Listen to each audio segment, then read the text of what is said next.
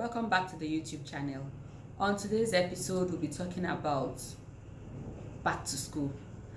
This season, I'll be doing a whole lot of back to school series. That's because in 2 weeks or less than 2 weeks, our children will be going back to school. And then, we need to prepare them for the new school year. That you're preparing the child physically, you're preparing the child mentally, you are preparing the child spiritually, to go back to a new school year refreshed, re-energized, and ready to take on the new tasks ahead.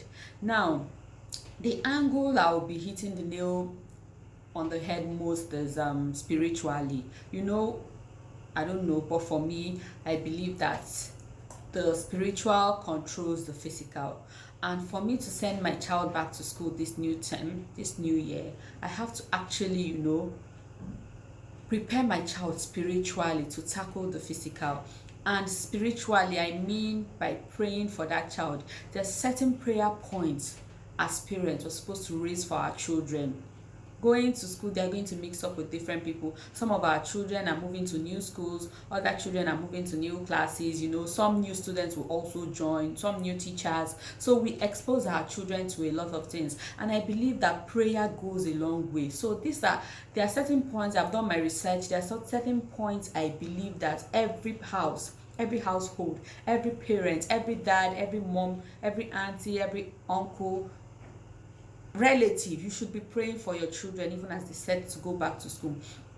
And take out your Bible, read the Bible verse, call your children together, pray for them individually, collectively, but the most should be done individually because they are different people and they have different lives. So pray for your children. And I'll be raising 6 points. I'm actually not going to be praying on this video, but I'll be leading you with the points that you should pray for your children. You can also do more than the 6 points that I've raised, but I believe that these 6 points will go a long way in helping your children get ready for the new school year. So now, guys, please do not go anywhere. Listen to the prayer points, and I believe the fifth and the sixth point are very, very explosive and they're very important. So you need to keep watching this video till I get to the 6 points. And before that, guys, please, if you haven't subscribed to our channel, please do so now. Like our video, comment, share our videos to your loved ones, recommend us to other people. So we need other people to see this video. So your work for us, guys, is to be sharing this video and making sure that other people subscribe to our channel. Thank you for that. So let's go right into the video. Now, the first point we'll be praying for is before we start the prayers, you should have read your Bible, and I recommend that you read Psalms 91. In fact, that should be your logo every day for your children. That should be the blessings you leave your children with. Psalms 91. Read Psalms 91, the whole of it. Claim the word, claim the promises in that verse. And then start your prayers. However you want to start your prayers is up to you, but I think the first point we'll be raising is praying for protection as our children go out. It's God that actually protects us while we go out and come back. So this time around, we are more aware, and we are also praying that God will protect our children even as they go out, even as in playtime, when they eat, when they are doing one form of any activity. God will protect them, God will keep them.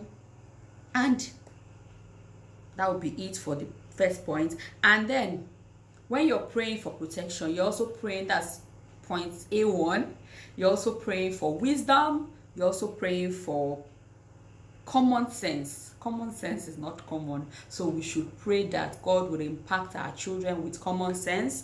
We also pray for insight. God will give them insights. Even as they study, they would understand, they would even think deeper. Their imagination will go wild because God is involved. We're also praying for a heart of learning. Now, it's not easy. After this long break, coming back to school to learn is not easy. Their minds will be wandering, especially for those who have vacationed. They will always be in the euphoria of what that they have experienced. You know, they will always reminisce and all of that. So we're praying this time that God will give them the heart for learning. As they come to school every day, they will desire learning, they will want to learn. In fact, if the teacher is delaying them, they will be like, hey teacher, I'm ready for today's task, hit me with it. So we're praying for the heart for learning. I hope you're writing down this point. We're also praying for the heart to accept correction. It's not an easy thing. You know, when you feel that you're doing something and you're being corrected, I mean, you feel so down. But this time we're praying that God will give them that heart of accepting correction. So whenever they get corrected, they'll take it and, you know, they'll move on with it. We move to point 2. We're praying for passion to want to excel. Now, if your children do not have passion for wanting to excel, going to school would be somewhat like stressful, tiring and all of that. But if there's a passion for wanting to excel, and they know that one of the ways by which you can excel is actually going to school to seek and acquire education, that passion will already be there and they will want to, you know, get more knowledge. So we'll be praying for passion for education. Also, point number 3, we'll be praying for purity in everything they do. Purity of the heart, purity of the mind, purity of the soul, and that God will separate them from anything that has nothing to do with purity.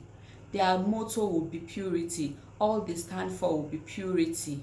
They have to stay pure in their thoughts, words, actions, deeds. It has to be pure. So we'll be praying for purity. Also, point number 4, we can't afford to neglect that.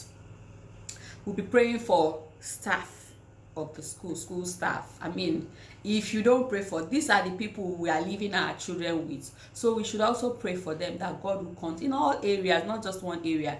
In their own life, they would find purpose as well. They will be growing, they will be excelling, they would have success, because once a teacher is happy, your kids are also happy, because it's sort of like a transfer.